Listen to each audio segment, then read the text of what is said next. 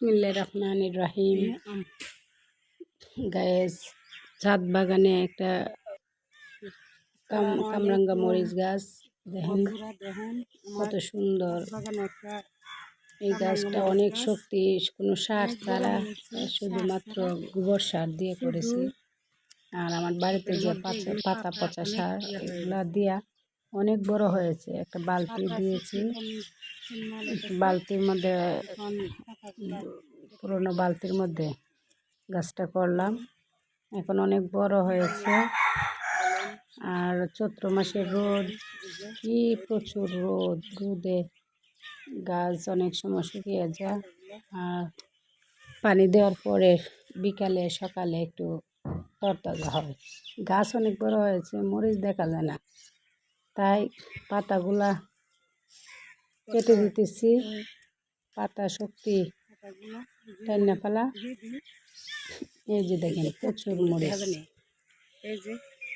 মরিচ আছে, মরিচ দেখাই যায়। পাতাগুলো কেটে দেওয়ার পরে গাছে একটু শক্তি বাড়বে। আমি নিজের হাতে মরিচ বীজ থেকে চারা তৈরি করছিলাম। আমি একজনের কাছ থেকে একটা মরিচ সংগ্রহ করছিলাম, এই চারা দিয়ে গাছ করছি।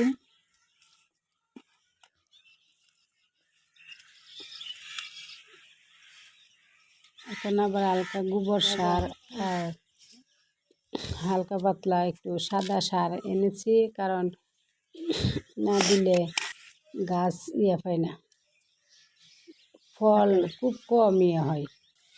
গাছ অনেক বড় হয়েছে প্রচুর, গাছগুলা তুফানে, কিন্তু মরিচগুলা জ্বর কম, শক্তি টানতেছে পাতায়, তাই গাছটা পরিচর্যা করতেছি। গাছটা আবার কিছু মাটি, গোবর সার হালকা পাতলা দিয়ে দিতেছি।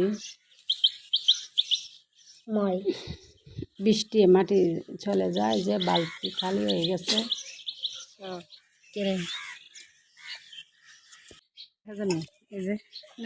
এমনভাবে পরিচর্যা করলে আপনাদের ছাদ বাগানে গাছ হবে প্রচুর। মাটিটা দিয়ে যে পিঁপড়া আছে দেখি, টকের মধ্যে অনেক পিঁপড়ার ওষুধ দিতেছি, ডিটি পাউডার। পিঁপড়ার ওষুধ না দিলে পিঁপড়ে বালতি ভরে যায়, কারণ ওই যে আমরা চাল দেওয়ার পানি দিই, সবজি কুষার, অনেক সময় মিষ্টি আকারে পেঁপে টমেটো সবজি পড়ে না, এগুলির মধ্যে পিঁপড়া আসে, পিঁপড়ার জন্য কাজ করা যায় না। যদি ভিডিওটা ভালো লাগে, আমার নতুন ভিডিও আপনারা যদি ভালো লাগে লাইক করবেন।